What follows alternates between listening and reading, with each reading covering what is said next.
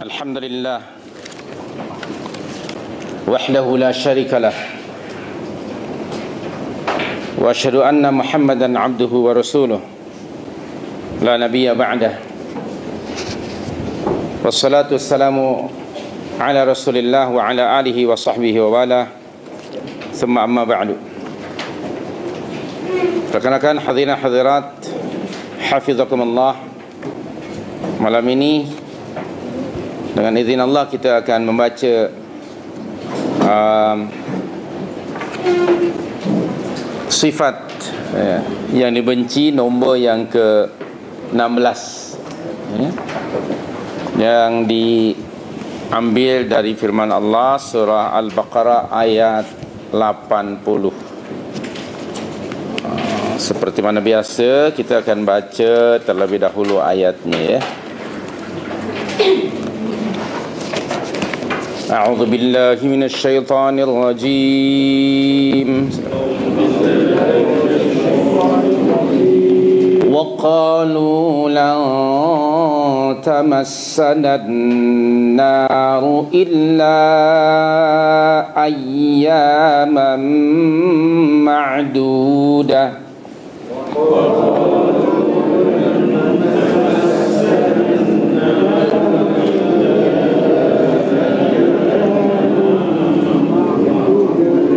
قل أتخذتم عند الله عهدا فلن يخلف الله عهده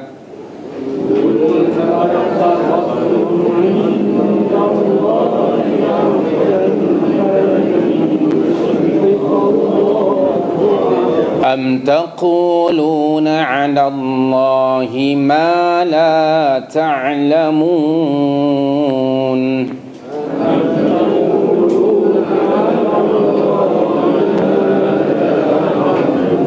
بلى من كسب سيئة وأحاطت به خطيئته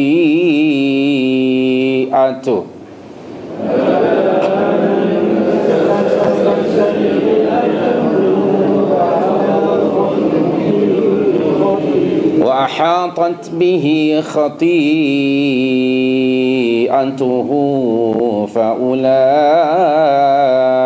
أصحاب النار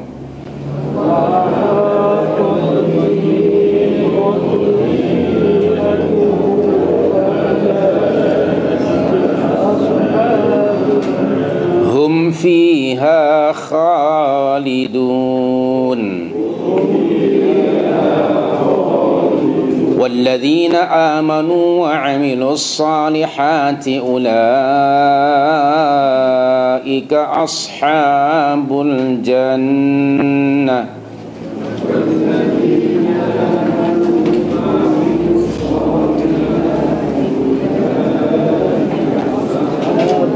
هم فيها خالدون.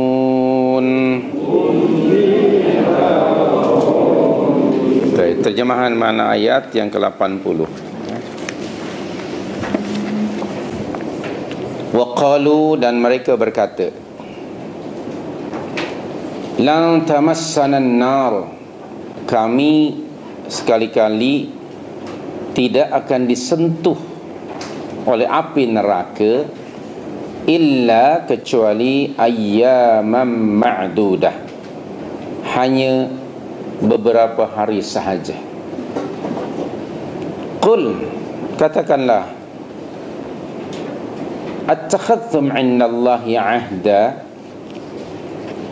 apakah kamu telah menerima janji dari Allah? Fala yukhlifallahu 'ahdah, sehingga Allah tidak akan mengingkari janjinya. Am taquluna 'ala Allahi ma la ta'lamun, ataukah kamu hanya mengatakan terhadap apa yang tidak kamu ketahui? Ayat 81.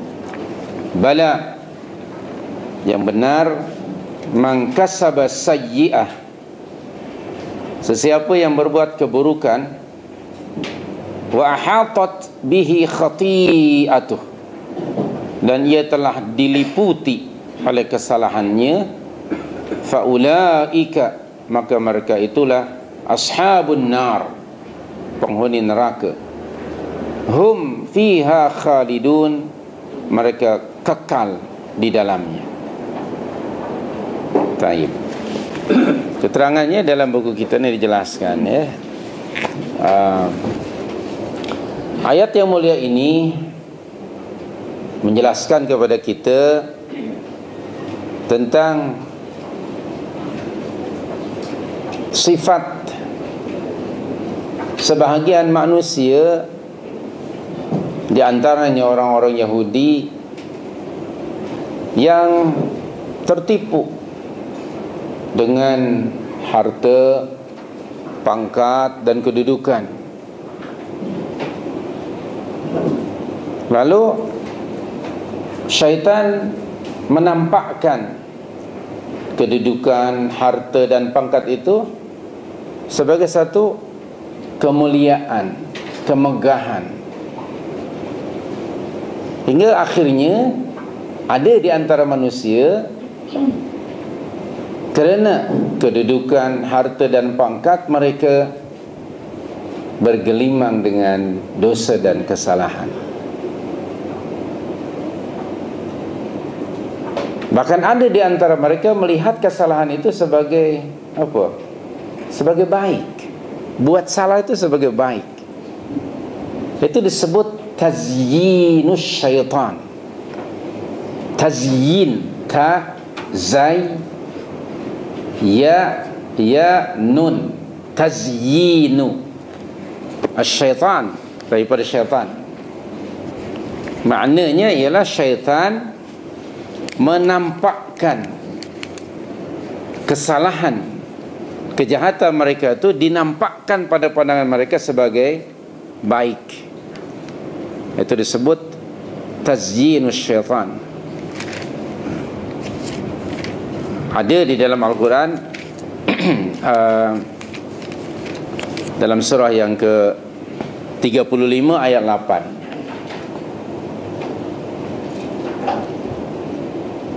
Surah Fatir ayat 8. Bismillahirrahmanirrahim.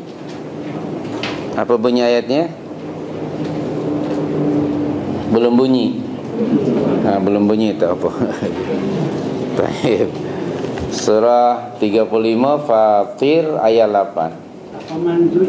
Afaman zuyyina su'u amalihi fara'ahu hasana. Terjemahan makna ayat. Maka apakah orang yang dijadikan syaitan menganggap baik pekerjaannya yang buruk, lalu ia meyakini pekerjaannya itu baik?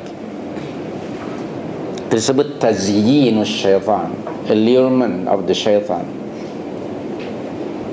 Syaitan ni punya kepakaran antara lain ialah technology of packaging.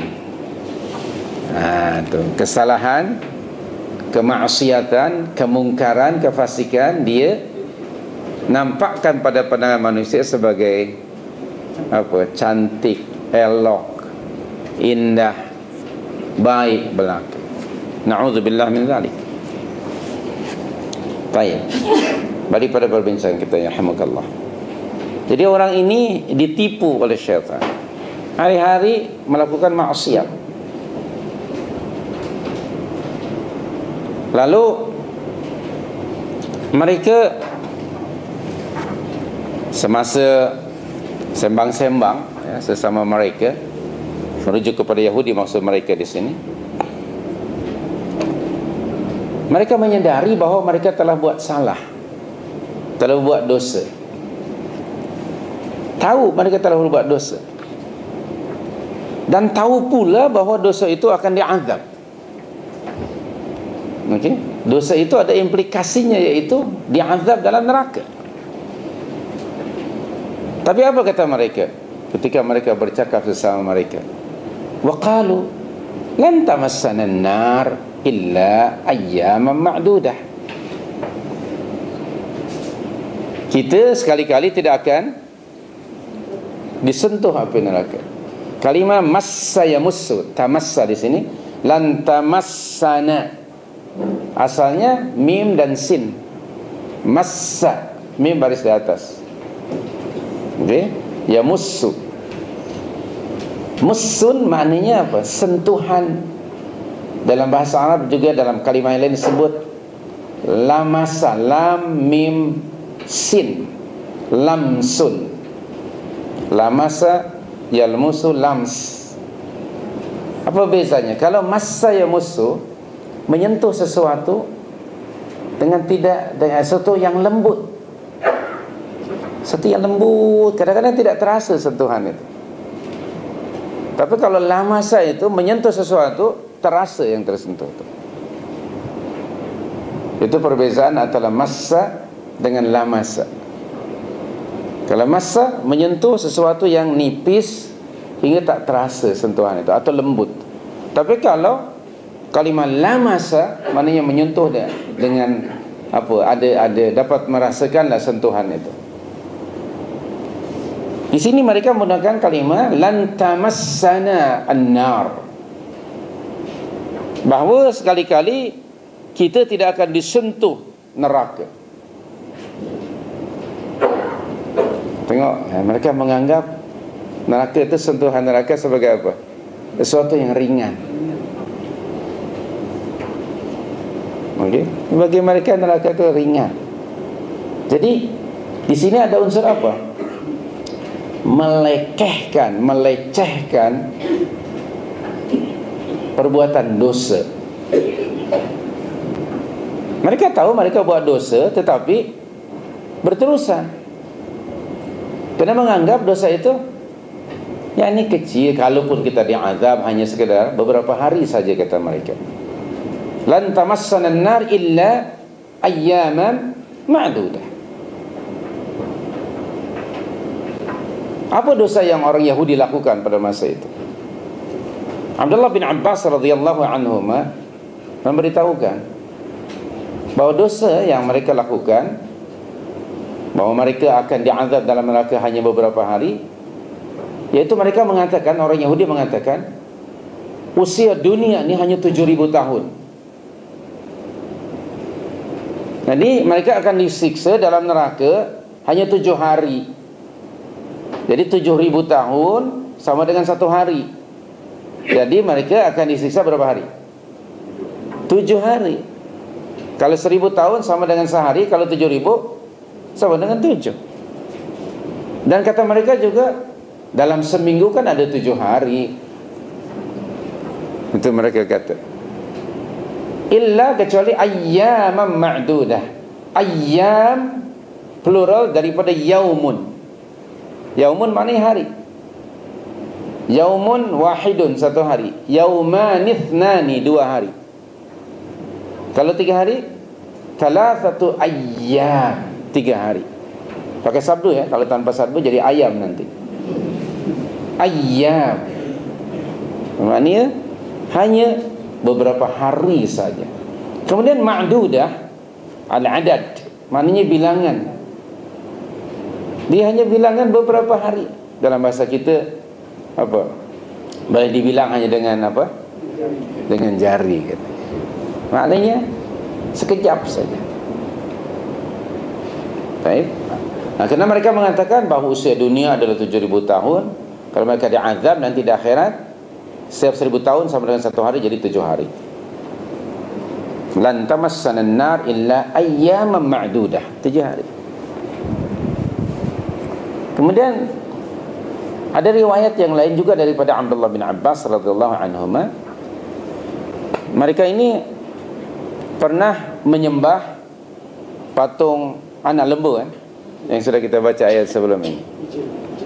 Okey, mereka menyembah ijal selama berapa hari? 40 hari. Semasa ketiadaan Nabi Musa AS. Masa itu Musa bermunajat dengan Allah 40 hari.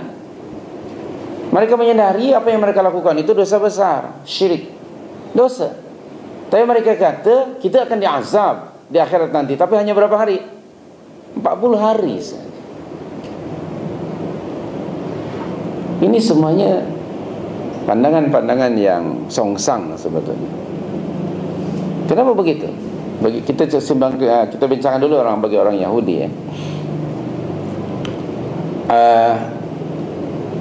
Urusan atau perkara yang ada hubung kait dengan azab, neraka, itu perkara-perkara yang ada hubung kait dengan mughayyabat, perkara yang gaib. Dan perkara yang gaib itu hanya diketahui melalui apa? Wahyu.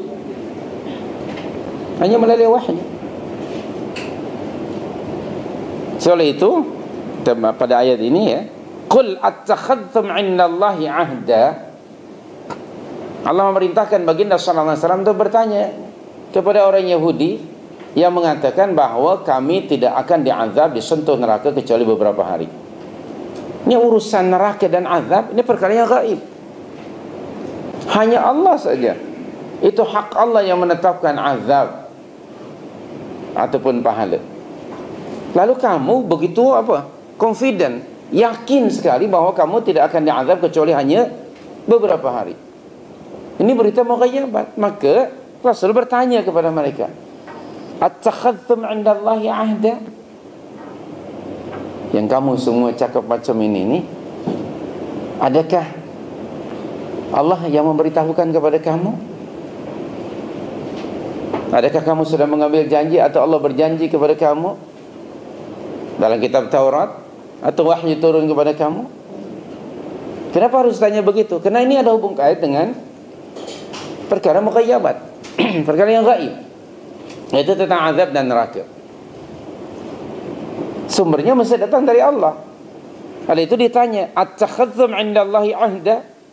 Apakah kamu telah menerima janji dari Allah? Padahal Allah itu sekali-kali tidak akan memungkiri janjinya.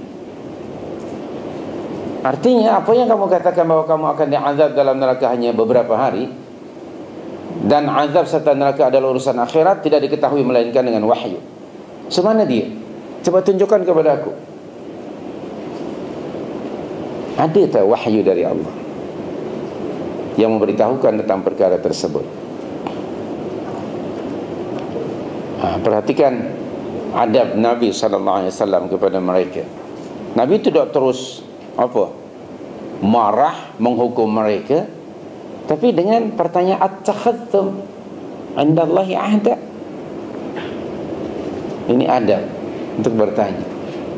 Pengajarannya, boleh saja orang nak cakap apapun juga, tetapi kalau bercakap dia berlapik, kata orang tua kita. Bercakap mesti ada apa? Proof and evidence. Ada bukti, ada data. Maka ditanya, attakhadhtum 'indallahi 'ahda?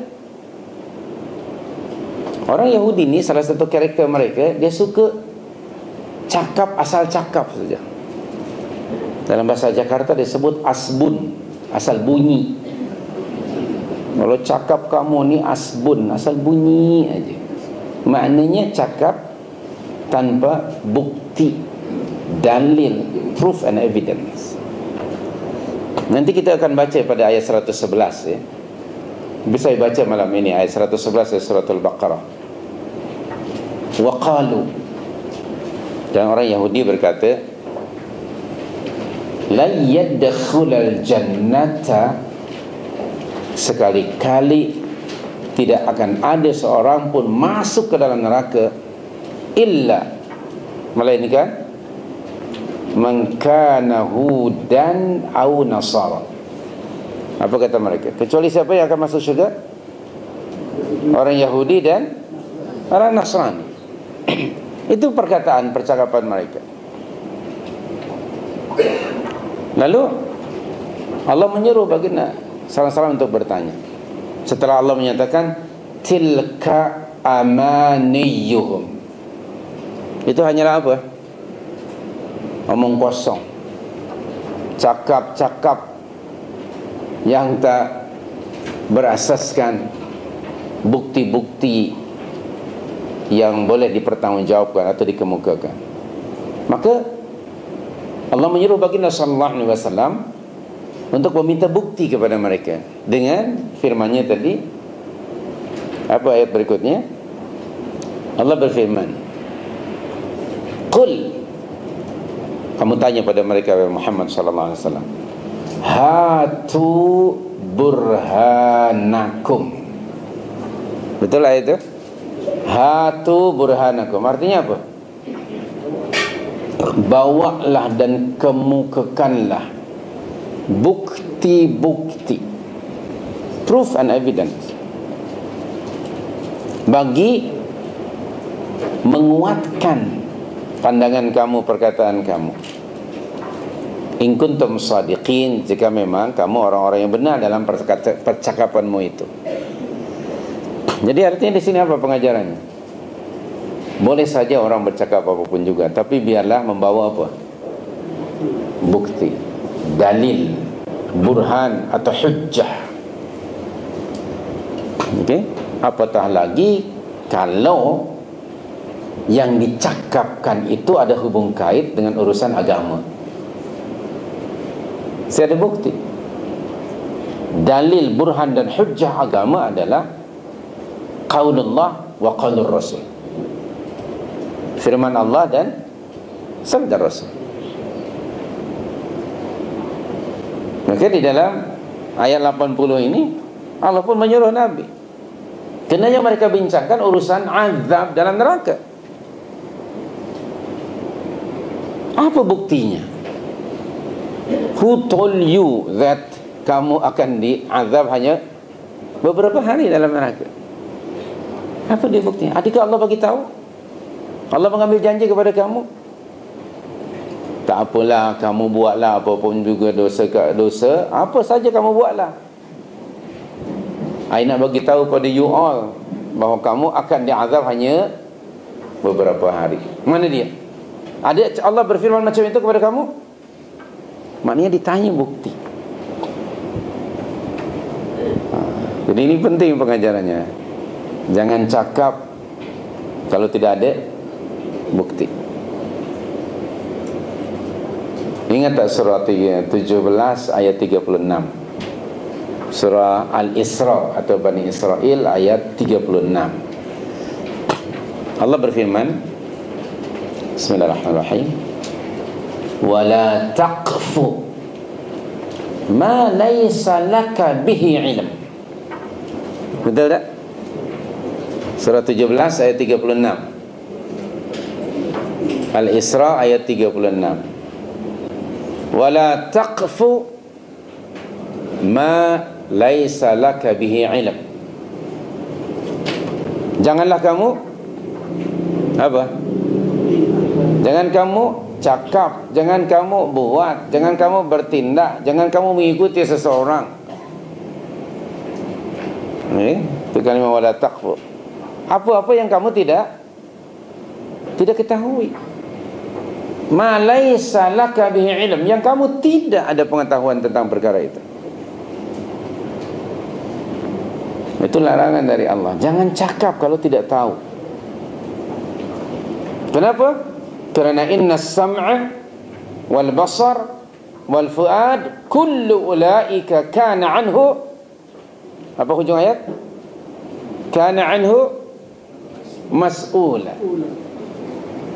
Kerana sesungguhnya pendengaran, apa lagi? Penglihatan dan akal fikiran, pandangan pendapat kamu itu akan dimintai pertanggungjawaban nanti di akhirat. Jadi kalau tidak tahu jangan cakap. Ini menunjukkan bahawa bercakap mesti berasaskan ilmu. Oleh itu, perhatikan balik pada ayat 80 Al-Baqarah. Kalau yang kamu katakan tadi bahawa kamu sekalian akan diazab dalam neraka hanya beberapa hari, maka anggapan mereka yang seperti itu hanyalah muncul kerana salah satu di antara dua kemungkinan. Tengok dalam buku kita muka surat 47 di atas. Kalau kamu punya pandangan seperti itu, pandangan itu tidak akan muncul Melainkan kerana salah satu di antara dua kemungkinan ini. Yang pertama apa? Attakhadtum 'indallahi 'ahda. Ada janji dari Allah kepada kamu bahawa Allah akan menyiksa kamu dalam neraka hanya 7 hari saja. Atau kemungkinan kedua apa? Dalam hujung ayat 80. Am taquluna 'ala Allahi ma la ta'lamun, iaitu atau kamu mengatakan terhadap Allah apa yang kamu tidak ketahui. Dua kemungkinan. Maksudnya apa? Kamu berbohong atas nama agama. Kalau tidak ada bukti dan dalil dari Allah, tidak ada wahyu yang menjelaskan atau menguatkan pandangan kamu, maka kemungkinan kedua apa? Kamu sengaja membuat kebohongan, dusta atas nama Allah. Okey? Jadi sekali lagi, ini dua-duanya dosa ni. Dalam urusan agama, kalau anda hendak cakap, anda mesti bawa dalil, burhan atau hujjah. Agama Islam adalah agama yang diasaskan di atas ilmu, bukan amani, bukan khayalan, bukan pula zauq, perasaan. Tapi dia mesti ada proof and evidence yang tidak boleh dibantah.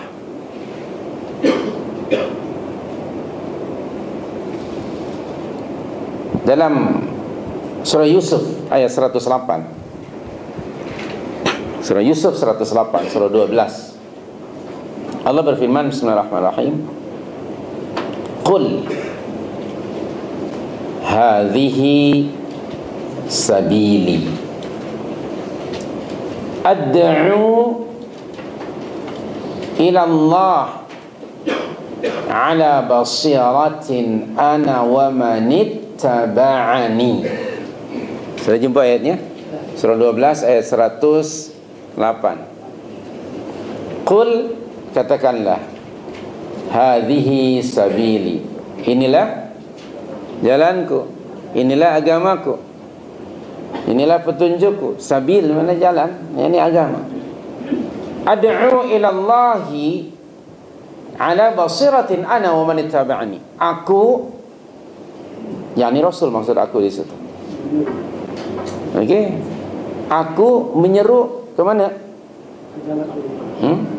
Aku dan orang-orang yang mengikuti jalanku menyeru ilallah, kepada Allah. Diasaskan seruan itu di atas apa? Ala basirah. Apa arti basirah? Di situ apa disebut? Pengetahuan ni.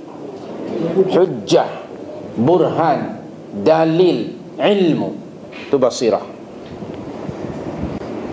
Okey, ala basirah ay ala al-ilm, ala al-hujjah, ala al-burhan, ala al-dalil. Nah itu. Jadi agama kita adalah Islam, adalah agama yang diasaskan di atas ilmu. Maka kalau bercakap agama mesti ada ilmu. Sumber agama qaulullah wa qaulur rasul. Telah sepakat ulama umat Islam bahawa sumber rujukan Islam itu ada 4. Al-Quran, Sunnah atau hadis. Ketiganya apa? Ijma' ulama, konsensus para ulama. Dan keempatnya apa? Qiyas. Tapi dari 4 ini, yang sahih, otentik dan benar hanyalah Al-Quran dan Sunnah. Kenapa? Kerana keduanya adalah wahyu. Keduanya adalah wahyu. Sama ada Al-Quran ataupun Sunnah. Dan dua-duanya benar. Wa man asdaqu minallahi qila. Siapa yang lebih benar perkataannya selain daripada Allah? Okey. Wa man ahsanu minallahi qila. Siapakah perkataan yang lebih baik daripada Allah? Dan Rasul sallallahu alaihi wasallam kalau ia menjelaskan, menerangkan, mengatakan sesuatu, itu adalah wahyu yang diterima dari Allah. Dalam surah 53 ayat 3 dan 4, surah An-Najm ayat 3 dan 4. Bismillahirrahmanirrahim. Wa ma yantiqu 'anil hawa in huwa illa wahyu yuha. Dah jumpa ya? Surah 53 ayat 3 dan 4. Wa ma yantiqu 'anil hawa. Dan tiadalah yang diucapkan oleh Muhammad sallallahu alaihi wasallam itu mengikut hawa nafsunya. Tetapi yang ia sampaikan adalah apa? In huwa illa wahyu yuha. Tidak lain yang ia sampaikan, ia katakan adalah wahyu yang diwahyukan kepadanya. Jadi ini adalah dua sumber yang absolutely right, sebab ia wahyu. Sudah sesuai dalam dua ayat. Sumber agama ini disebut dalam surah Al-Jum'ah, surah 62 ayat yang kedua, surah Ali Imran ayat 164. Dalam dua ayat, surah 62 surah Al-Jum'ah ayat yang kedua, dan surah Ali Imran surah ketiga ayat 164. Allah berfirman pada surah 62 ayat 2, Bismillahirrahmanirrahim. Huwallazi ba'atha fil ummiyina rasulan minhum yatlu alaihim ayatihi wa yuzakkihim. Berikutnya apa? Apa yang diajarkan Rasul? Al-kitab wal hikmah wa yu'allimuhum. Apa dia? Al-kitab wal hikmah. Apa maksud Al-kitab? Al-Quran. Al-hikmah? Sunnah, hadis Rasul. Demikian dalam surah 3 164. Bismillahirrahmanirrahim. Laqad mannallahu 'alal mu'minin idh ba'atha fihim rasulan min anfusihim yatlu 'alaihim ayatihi wa yuzakkihim wa yu'allimuhumul kitaba wal hikmah wa in kanu min qablu lafi dhalalin mubin. Surah 3 164. Jadi dua itu yang diajarkan Nabi, Al-kitab was sunnah. Al-hikmah as-sunnah. Inilah sumber agama yang paling benar. Sedangkan ijma' dan qiyas, dia bukan wahyu, hasil ijtihad para ulama rahmatullahi alaihi. Yang namanya ijtihad boleh jadi benar, boleh jadi salah. Tapi para mujtahidin tetap dapat reward. Kalau benar hasil ijtihad mereka dapat 2 pahala. Kalau salah, tidak menepati spirit Al-Quran dan Sunnah, dapat juga pahala. Berapa? 1. Tapi yang paling benar ialah Al-Quran dan Sunnah. Jadi kalau nak cakap urusan agama, mana dalilnya? Adakah ada dalam Al-Quran atau dalam Sunnah?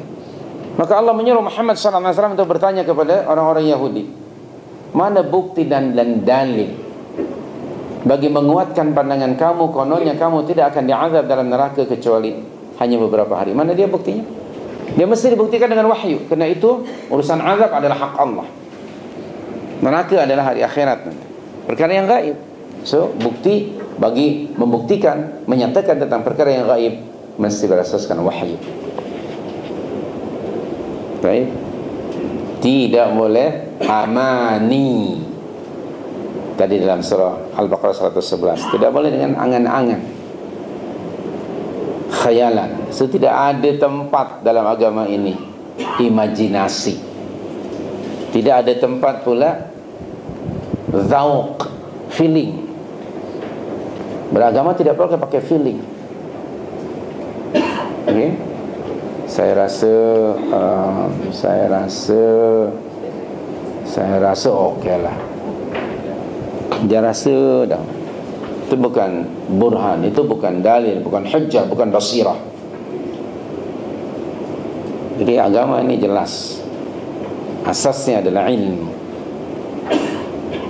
Jadi ditanya oleh Rasul kepada orang Yahudi, tidak ada wahyu dari Allah. Kemungkinan kedua apa? Kalau kamu tidak dapat mengemukakan hujjah, dalil dan burhan, wahyu dari Allah, maka kemungkinan kedua apa? Kamu sengaja membuat kebohongan atas nama agama. Jadi yang benar untuk mereka yang mana? Nombor satu ke nombor dua? Nombor dua. Karena tidak ada dalil. Kalau begitu apa? Kamu membuat dusta dan kebohongan. Maka di hujung ayat 80 tadi, am taquluna 'ala Allah. Tengok. Ataukah kamu mengatakan terhadap Allah ma la ta'lamun, apa yang tidak kamu ketahui? Apa antara lain kesimpulan hujung ayat ini? Salah satu di antara dosa besar ialah al-qawlu 'ala Allahi bighairi ilm. Okay? Mengatakan sesuatu atas nama Allah tanpa ilmu. Itu termasuk dosa besar. Maka jangan cakap kalau tak ada ilmu. Kalau perkara itu ada hubung kait dengan agama, apalagi dengan urusan akhirat, mesti ada ilmu. Am taquluna 'ala Allahi ma la ta'lamun. Oleh itu, jangan cakap, jangan buat, jangan lakukan, jangan mengikuti seseorang unless kamu sudah tahu ada ilmunya. Wala taqfu ma laysa laka bihi ilm. Betapa di akhir zaman ini bukan hanya orang Yahudi, ada di kalangan umat Islam bercakap tentang akhirat, tentang dosa dan pahala, mengikut yang on lust and vain desire. Kalau kita tanya dalil, tak ada dalil pun, hanya andaian. Misalnya mungkin ada orang yang mengatakan mungkin orang itu melakukan kesalahan ataupun dosa. Kadang-kadang ada membernya bakal mengatakan, alah Cik Mat, itu dosa kecil aja, kan dosa besar pun. Lalu dia berterusan membuat dosa. Lalu kata kawannya, tak payah you pening kepala ataupun takut. You tak tahu ke Allah tu Maha Pengampun? Allah tahu kita ni lemah, Mat. Tahu. Ya, tapi bagaimana aku ni sudah banyak dosa. Alah, Allah tu Maha Pengampun. Dosa kamu sebanyak apapun juga Allah tetap akan mengampunkan. Akhirnya pembuat dosa tadi dia berhenti atau berterusan? Berterusan. Kerana kononnya confirm dia akan mendapat keampunan dari Allah. Tanya kepada dia, who told you bahwa kamu akan mendapat keampunan? Ada dalil? Tanya seperti orang macam itu. Ingatkan pada orang macam itu, benar Allah itu Maha Pengampun, tapi keampunan Allah itu tidak akan diberikan kecuali bagi mereka yang bertaubat. Misalnya dalam surah Taha ayat 82, Bismillahirrahmanirrahim, wa inni laghaffar. Surah 20 ayat 82, wa inni laghaffar. Allah membuat proclamation, aku sesungguhnya aku ini adalah Maha Pengampun. Tetapi ayat berikutnya apa? Liman taba wa amana wa amila salihah thumma ihtada. Betul tak ayat itu? Kenapa ni? Ayat 82. Betul? Wa inni laghaffar. Ayat 82, surah 20 ayat 82. Wa inni laghaffarun. Dan sesungguhnya aku ini benar-benar ghaffar, maknanya yang Maha Pengampun. Diberi keampunan lagi, diberi keampunan lagi. Tapi bagi siapa? Bagi orang yang memenuhi 4 syarat. Yang pertama, liman taba, bagi orang yang bertaubat. Dan taubatnya taubatan nasuha. Dalam surah 66 ayat yang ke-8. Betul tak? Betul kan? Tak ada jawaban lah. Okey. Kecewa kita Okey. Nanti saya merajuk pula Nah, dalam surah 66 ayat 8, Bismillahirrahmanirrahim. Biasa kita baca ayat ini. Ya ayyuhalladzina amanu tubu ilallahi taubatan nasuha. Taubatan yang ikhlas. Asa rabbukum ayukaffir ankum sayyiatikum. Hinggalah hujung ayat. Jadi dalam surah 20 tadi ayat 82, benar Allah Maha Pengampun, tapi bagi orang pertama kali orang yang bertaubat. Artinya dia berhenti dari melakukan kemaksiatannya itu.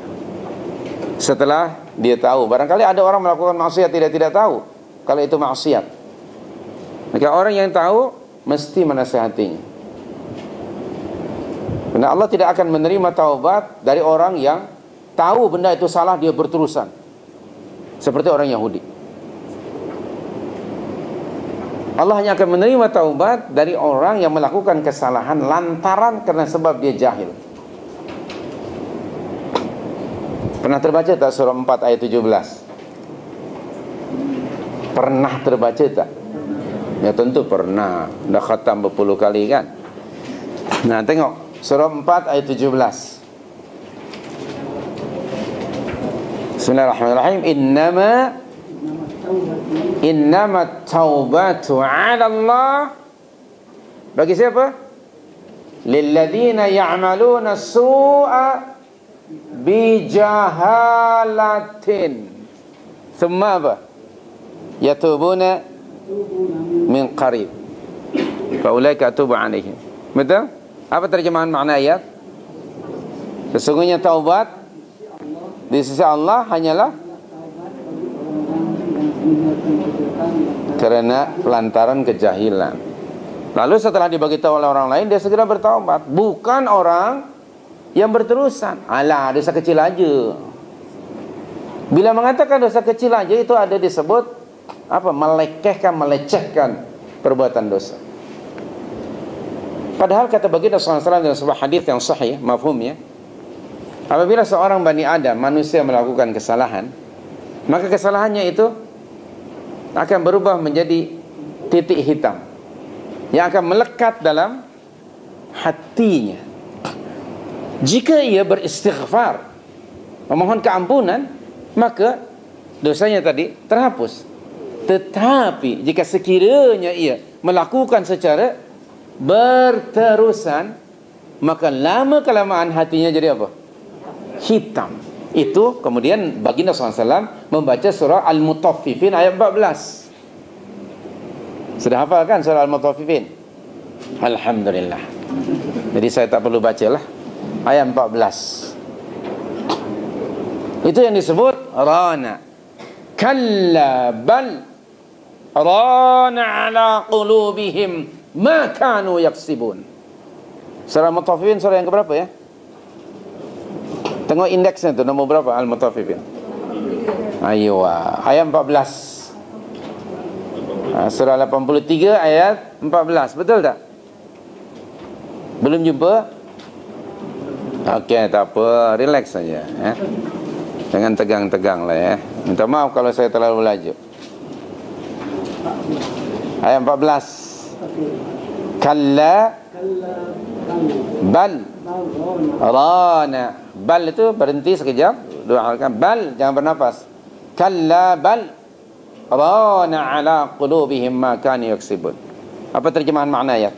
Sekali tidak, sekali-kali sebenarnya apa yang selalu mereka itu menutup hati mereka. Na'udzubillah.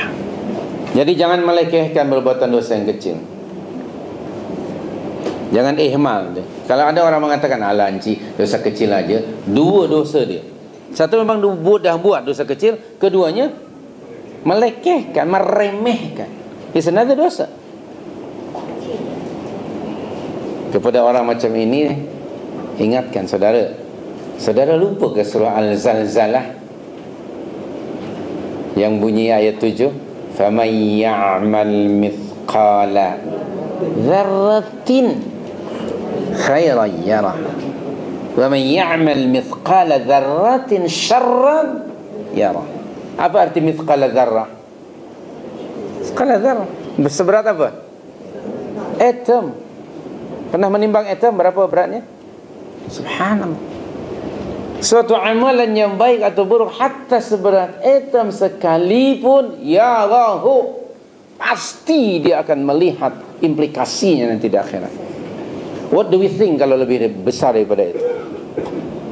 Orang yang pernah melekehkan berbuat dosa waktu di dunia, nanti di akhirat, di ketika Allah membentangkan rekod amalan mereka, terperanjat mereka. Tengok dalam surah 18 ayat 49. Tanah tengok. Nah, kita apa kalau tanah tengok? Saya tengoklah. Nah, tengok. Apa bunyi ayatnya? Surah 18. Surah apa ya? Al-Kahf. Surah Al-Kahf ayat yang ke 48, 49, betul. 49. Wa wudi'al kitabu fatara al-mujrimina mushfiqina mimma fihi wa yaqulun ya wailatana, menjerit mereka, menyesali diri, ya wailatana ma li hadzal kitab la yughadiru saghiratan wala kabiratan illa ahsaha wa wajadu ma 'amilu hadira wala yadhlimu rabbuka ahada. Anda perhatikan Allah menyebutkan saghiratan lebih dahulu, baru kabiratan. Kitab apa ini yang tidak meninggalkan sesuatu apapun, hatta yang kecil atau apalagi yang besar, melainkan semuanya telah apa? Tercatat, terikut semuanya. Kenapa Allah sebutkan saghiratan lebih dahulu daripada kabiratan? Kalau yang saghir seberat zarrah pun direkod, what more bigger than it? Maka jangan sekali-kali meremehkan berbuat dosa yang kecil itu. Itu maksudnya. Benar Allah Maha Pengampun, tapi keampunan Allah hanya diberikan kepada mereka yang bertaubat secara taubatan nasuha. Lalu taubatan nasuha itu harus diikuti dengan apa? Balik pada surah 20 ayat 82. Tadi illa man taba, mesti diikuti dengan wa amana. Artinya apa? Islahun nafs, memperbaiki diri dari jahil kepada apa? Kepada ilmu, betul tak? Dari jahil kepada ilmu, dari maksiat kepada taat, dari malas pada rajin. Baik? Itu namanya taubat. Jadi mesti ada kesan taubat itu. Selepas taubat itu mesti ada perubahan yang nyata antara before and after. Ibu-ibu yang membeli bedak ke whatever lah ya, selalunya ada iklan, betul tak? Before and after, betul tak? Kalau anda tahu before dia ada 71 years and after 17, anda pun semangat nak beli. Saya tengok ada iklan sebelah muka orang tua tu kedut, yang sebelahnya licin. Before and after. Saya senyum je tengok. Jadi maknanya itu satu iklan sangat atraktif, orang akan membelinya. Demikian juga taubat, bukan hanya di mulut, bukan hanya dengan salat 2 rakaat, tapi mesti ada kesan after that, which is very different antara before and after. Baik. Misalnya katalah orang pergi ibadah haji, sebelum pergi dan selepas mesti ada perbezaan. Barunya mungkin mabrur. Itu salah satu tandanya lah. Kalau sudah bertaubat, dahulu tidak pernah salat, sekarang salat. Dahulu salatnya dalam injury time, sekarang pada awal time. Baik, misalnya begitu. Jadi mesti ada perubahan yang positif. Wa amana. Untuk perubahan itu perlu pada ilmu. Bukan begitu? Maka kewajiban pertama dan utama kepada setiap insan ialah talabul ilmi. Anda kalau ada Sahih Bukhari first volume, anda rujuk The Book of Knowledge. Menuntut ilmu itu hukumnya apa? Pilihan ke, sunnah ke, ataupun up to me ke? Wajib ke atas setiap muslim, lelaki dan perempuan. Jadi, bagaimana mungkin orang akan mantap imannya kalau tak ada ilmu? Di mana ilmu itu? Diambil daripada Al-Quran. Macam mana supaya dapat daripada Al-Quran? Dia mesti tadabbur. Tidak hanya sekedar dibaca. Kesan dari tadabbur, maka akan bertambahlah iman seseorang. Kalau hanya sekedar membaca tanpa memahami, lalu dia khatam, yang bertambah berat apa? Berat iman ke berat badan? Kalau khatam, berat badan.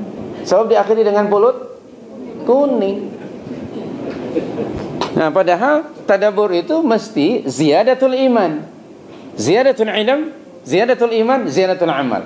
Itu dalam surah 8 ayat 2 sehingga ayat 4 kan? Sudah hafal kan ayatnya? Alhamdulillah. Suratul Anfal ayat 2 hingga ayat 4. Bismillahirrahmanirrahim. Innamal mu'minun alladzina idza dzukirallah wajilat qulubuhum.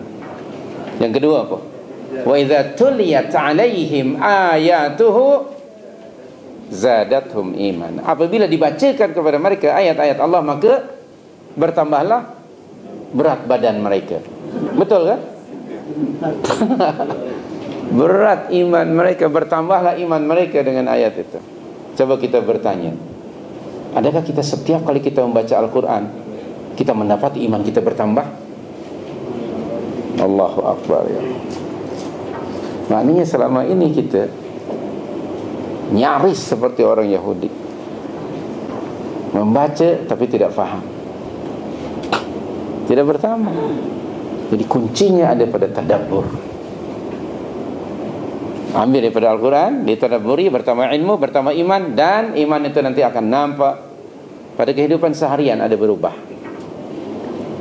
So, kembali lagi pada surah Taha tadi ayat 82, illa man taba wa amana, dan amanah diikuti dengan apa lepas itu?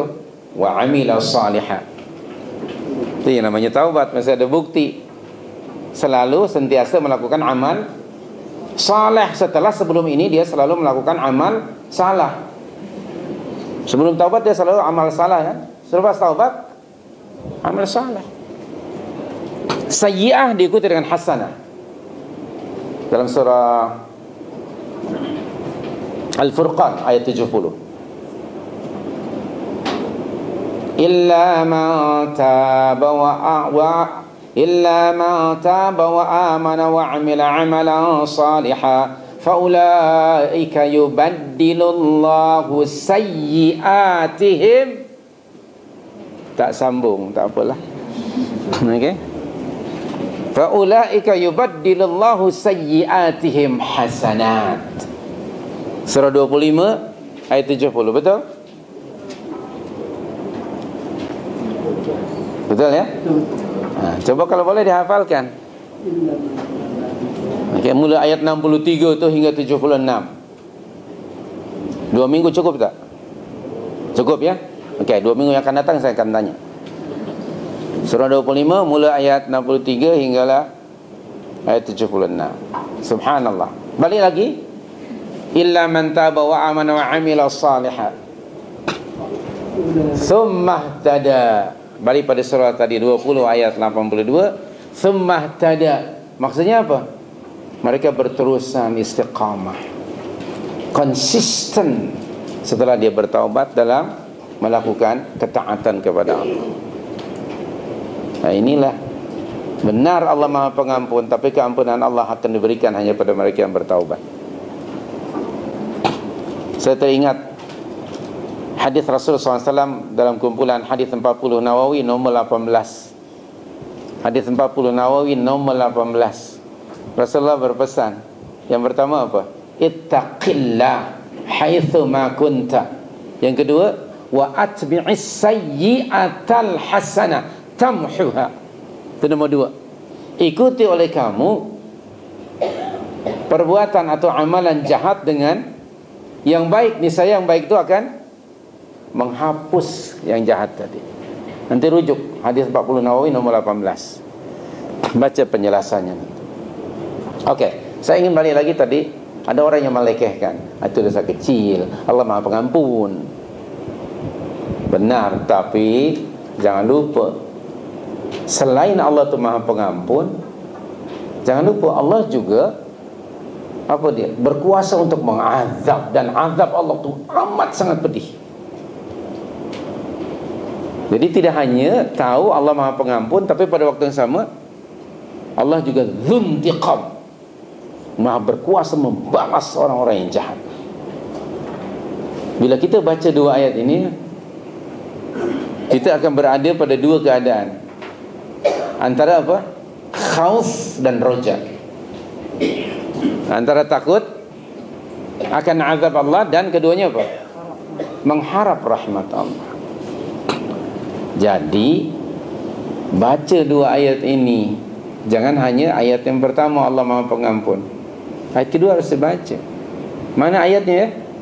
Surah 15 ayat 49 dan ayat 50. Jangan baca, jangan hafal 49 saja, jangan. Sambung dengan ayat 50. Surah Al-Hijr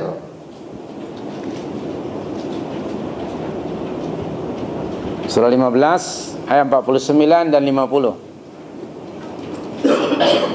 Bismillahirrahmanirrahim. Apa bunyi ayatnya?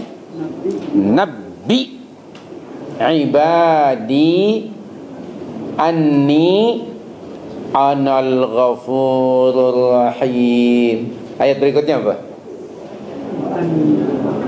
Wa anna azabi lahuwal azabun. Nah, baru di situ rasa takut kita. Jadi jangan melekehkan, benar Allah Maha Pengampun, tapi Allah juga azabnya amat sangat pedih. Jadi jangan melekehkan dosa seperti mana orang Yahudi, sehingga begitu confident kata orang Yahudi, kita tidak akan disentuh atau diazab dalam neraka, melainkan hanya beberapa hari sahaja. Mereka tidak ada bukti. Jadi kalau tak ada bukti, maknanya pembohongan.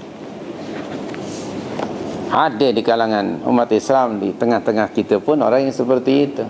Alah, iyalah, kita memang akan diazab dalam neraka, tapi pada akhirnya kita masuk syurga juga.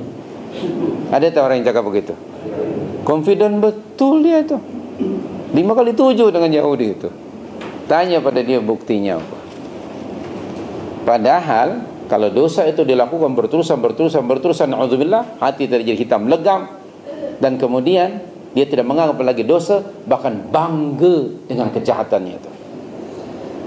Oke? Orang melakukan dosa ini ada dua jenis makhluk. Ada yang melakukan dosa, lalu dia sedar, insaf, dan bertaubat pada Allah. Diterima oleh Allah taubatnya. Seperti Adam alaihissalam. Adam melakukan dosa, melakukan apa yang Allah tegah, lalu menyesali diri, dan kemudian bertaubat kepada Allah. Rabbana zalamna anfusana wa illam taghfir lana wa tarhamna lanakunanna minal khasirin. Fataba alaih, dalam Al-Baqarah 34. Innahu huwat tawwabur rahim. Ayat yang ke berapa? 37 ke? Fatalaqqa Adamu min rabbih kalimatin fataba alaih. Innahu huwat tawwabur rahim. Itu Adam. Ada makhluk yang kedua melakukan dosa, sadar itu dosa, tapi kemudian dia berterusan, bahkan bangga dengan dosa-dosanya. Siapa dia? Iblis laknatullah alaihi. Iblis pernah bertaubat tak? Tidak. Bahkan bangga dengan dosa-dosa. Di kalangan manusia ada tak dua jenis manusia ni? Ada tak? Ada. Ada jenis manusia yang dahulu melakukan dosa, lalu dia insaf, sedar, bertaubat pada Allah dan tidak mengulangi. Ada tak manusia yang melakukan dosa berterusan, bahkan dijadikan kerjaya? Profesion anda apa? Buat dosa lah. Ya dialah, tak cakap lah begitu. Profesion aku apa? Modeling. Profesion anda apa? Ahli sukan bodybuilder. Bodybuilder jangan bayangkan ya. Nah, biasanya pakaiannya macam mana? Na'udzubillah. Na'udzubillah. pakai cawat dari besi itu. Na'udzubillah. Orang-orang ahli maksiat. Ada di antara mereka mungkin berprofesion sebagai penyanyi ke, bintang film ke. Apakah tidak tiap hari mereka melakukan dosa? Berterusan, bahkan bangga. Bahkan kadang-kadang keluarga kami ini memang dari ada darah seni dari dahulu lagi. Kalau engkau toreh nih, toreh tangan aku nih, keluar darah SENI, darah keturunan kami. Dan akan aku inherit, aku wariskan kepada generasi berikutnya. Keluarga kami memang keluarga seniman. Bahkan ada juga yang mengatakan mungkin abang ingin mati ketika memperjuangkan seni. Alhamdulillah makbul. Itu yang dia keinginkan. Semangat.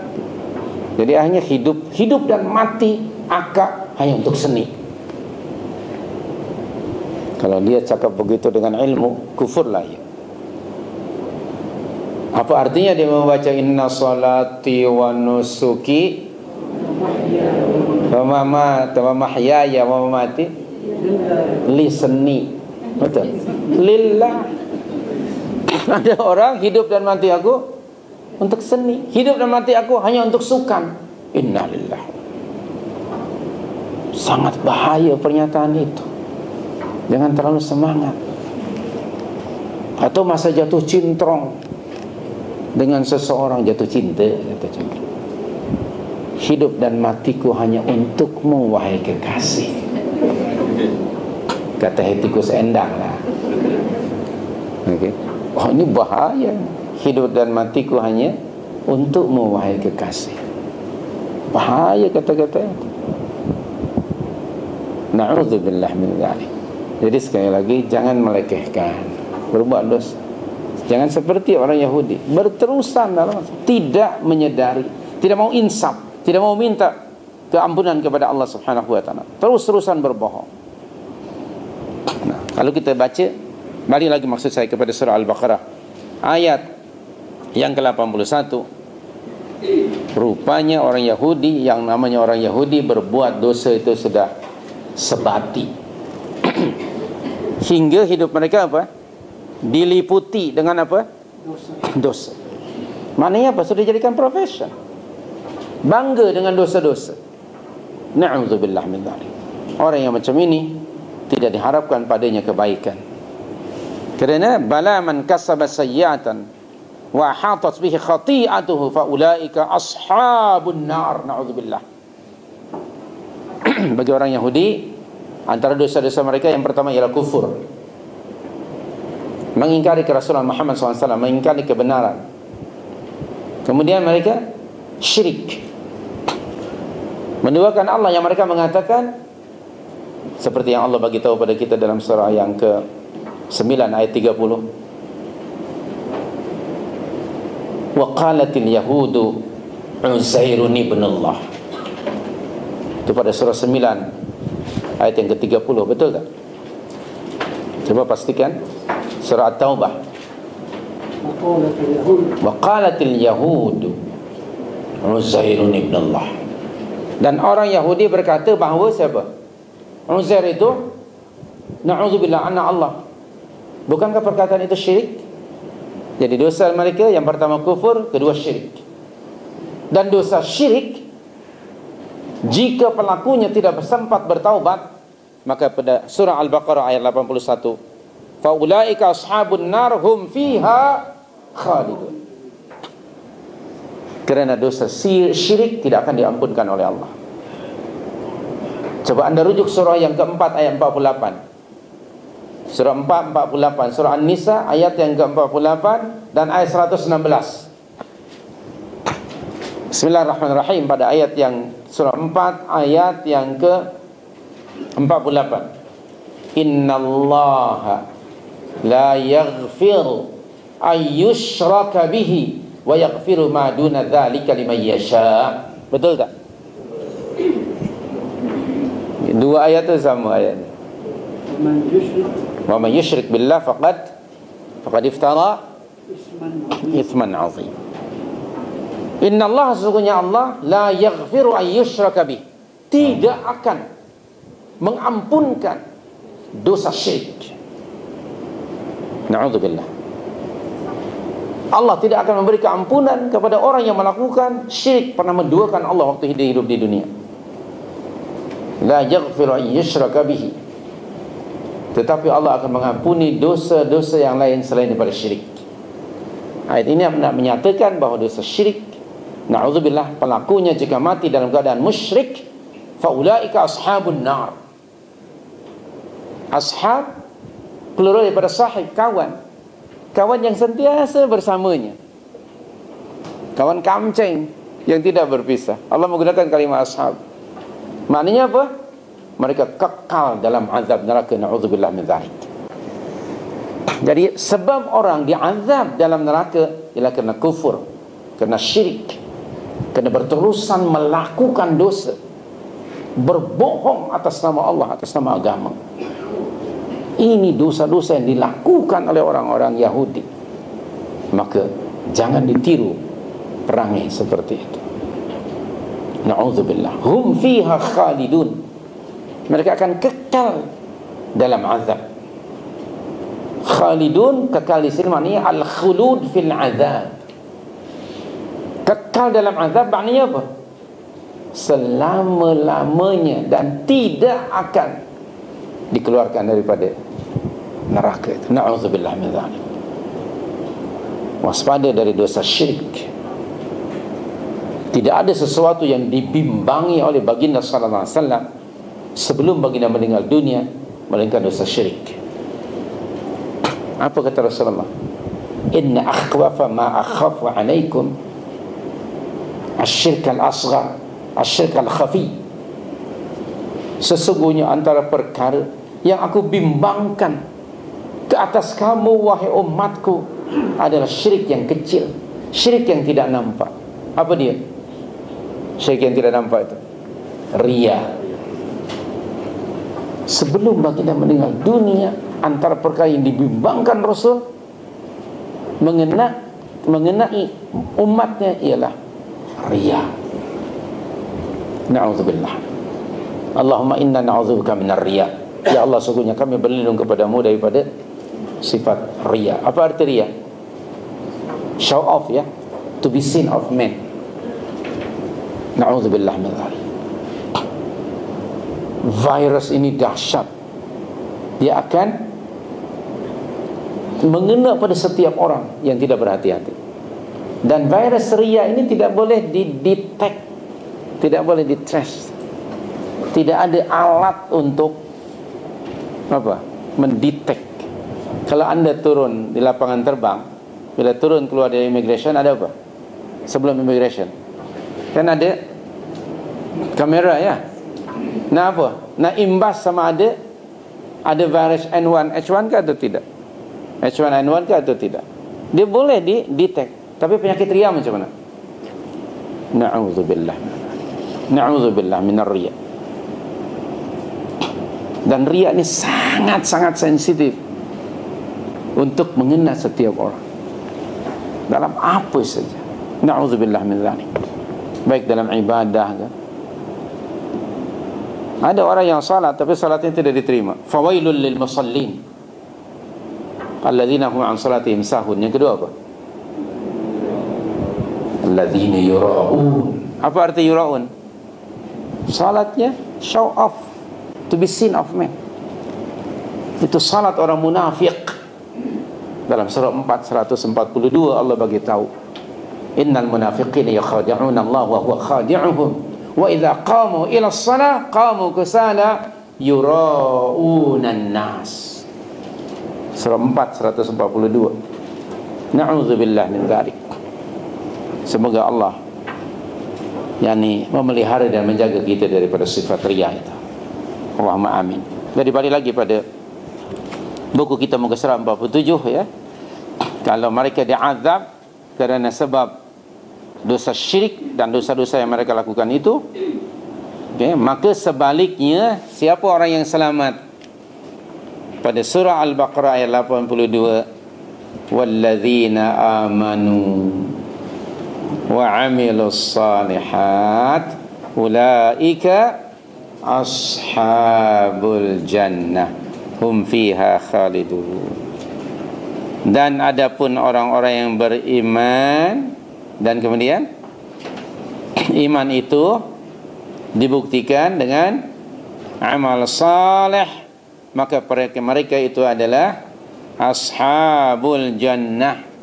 Mereka adalah penghuni-penghuni syurga dan mereka kekal di dalamnya.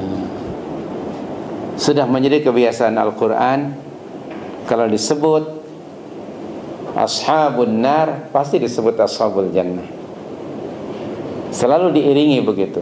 Ada tarhib, ada targhib, ada amaran, ada good news, ada bad news, ada good news, ada wa'd, ada wa'id. Itu Al-Quran begitu. Supaya apa? Agar antara lain kita dapat membandingkan dan membezakan.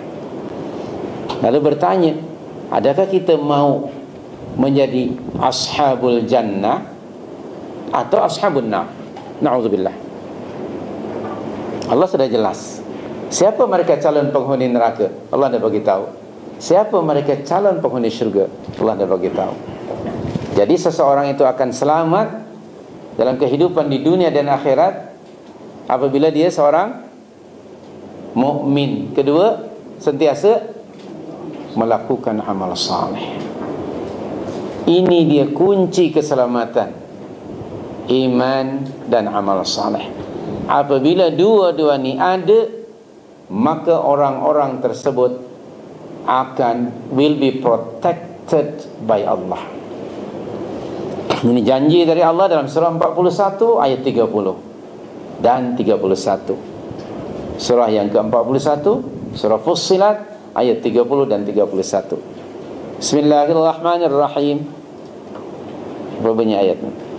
Innal ladzina qalu rabbuna Allah thumma istaqamu tatanazzalu alaihimul malaikah alla takhafu wa la tahzanu wa abshiru bil jannati allati kuntum tu'adun. Ayat berikutnya apa? Nahnu awliya'ukum fil hayatid dunya wa fil akhirah wa lakum fiha ma tashtahi anfusukum wa lakum fiha ma tad'un nuzulan min ghafurir rahim. Allahu Akbar. That's a good news bagi orang yang beriman dan melakukan amal saleh secara istiqamah. Seorang sahabat Nabi sallallahu alaihi wasallam bertanya kepada baginda sallallahu alaihi wasallam, "Ya Rasulullah, saya akan bertanya kepada Anda satu pertanyaan yang saya tidak perlu lagi bertanya pada orang lain. Okey? Ajarkan kepada saya sesuatu dalam agama Islam yang saya tidak perlu lagi tanya pada orang lain." Apa kata Rasulullah? Qul amantu billah thumma istaqim. Katakan oleh kamu, aku beriman kepada Allah, dan kemudian istiqamahlah kamu constantly dalam iman dan amal saleh hingga datang ajal kematian. Mudah-mudahan Allah mentaufikkan kita kepada keimanan dan amal saleh. Allahumma amin. Hingga ajal kematian datang kepada kita. Kama qala ta'ala dalam surah 15 ayat terakhir, surah 15 ayat 99, wa'bud rabbaka hatta ya'tiyakal yaqin. Surah 15 ayat yang terakhir sekali, ayat 99, betul? Wa'bud rabbaka hatta ya'tiyakal yaqin. Beribadahlah kepada Rabbmu, lakukan amal saleh hingga datang kepada kamu ajal kematian. Jadi tidak ada pencennya beribadah nih. Jangan pencen. Tidak ada pencennya hingga datang kematian. Anda jangan tertipu. Ada golongan manusia mungkin di masyarakat kita, kononnya jika mereka sudah sampai pada maqam yang tinggi, maka mereka sudah apa? Terlepas dari kewajiban agama. Tidak solat, tidak apa-apa. Kenapa? Aku sudah sampai maqam yang tinggi lah. Kamu itu orang syariat, aku orang hakikat. Kamu tahu hanya kulit, sementara aku sudah tahu isi. Ada ke isi tanpa kulit? Okey. Ada, maaf ya, najis. Itu. Yang lain masih ada kulit. Tengok mereka buat istilah bid'ah, kononnya agama ada kulit dan isi. Nah, tanya pada mereka. Saya pernah minta pada mereka, ya akhi, hatu burhanakum in kuntum shadiqin. Mana buktinya? Siapa yang mengatakan agama dibagi pada kulit dan isi? Tak ada bukti. Anda sudah berdusta kepada Allah. Tapi kalau sudah masuk tarikat, dia terikat sebab sudah melekat macam ketupat, begitu rapat, tak sedar sesat, dan mereka berempat. Akhirnya merempat nanti. Na'udzubillah. Na'udzubillah. Baik. Jadi sekali lagi kita mohon kepada Allah. Ada dua bandingan, ashabun nar, ashabul jannah. Which one? Yang mana kita akan pilih? Gunakanlah pilihan anda yang tepat. Lakukan iman dan amal saleh hingga datang ajal kematian. Dan saya ingin mengakhiri dengan surah Ali Imran 102. Bismillahirrahmanirrahim. Ya ayyuhalladzina amanu taqullaha haqqa tuqatih. Ujung ayat apa? Wala tamutunna illa wa antum muslimun. Jadi hadirin hadirat, inilah karakter yang ke-16. Bangsa Yahudi ialah bangsa yang sentiasa berangan-angan, berterusan dalam dosa, sedar melakukan dosa, tapi bangga kononnya mereka tidak akan diazab kecuali hanya beberapa hari sahaja. Okey? Jadi karakter ini bukan hanya milik Yahudi exclusively, tapi ada di kalangan umat Islam pun yang berperangai seperti itu. Kononnya kerana sebab mereka keturunan orang Muslim, apapun dosa yang mereka buat, ia akan diazab, tapi kata mereka apa? Sekejap aja, dan azabnya ringan aja. Pada akhirnya kita masuk syurga, mat. Begitulah. Okey, Yahudi cara berfikirnya seperti itu. Na'udzubillah min dzalik. Wallahu alam. Aku qali hadza wa astaghfirullah. Minta maaf sudah lebih masanya. Ada apa-apa soalan? Barangkali satu ke dua soalan kalau ada lah, yang ada hubung kait dengan topik kita. Okey. Syukur-syukur kalau tak ada soalan, boleh cepat balik. Tak ada ya? Alhamdulillah ya. So kalau tak ada soalan, nampaknya kena penat ya. Wallahu a'lam. Terima kasihlah. Aku qouli hadza wa astaghfirullah li wa lakum. Kita akhiri majlis ini dengan bacaan tasbih kifarah. Subhanaka Allahumma wa bihamdika asyhadu an la ilaha illa anta astaghfiruka wa atubu ilaika. Wa sallallahu sallama ala nabiyyina Muhammad wa ala alihi wa sahbihi ajma'in. Wa akhiru da'wana anil hamdulillahi rabbil alamin. Wassalamu alaikum.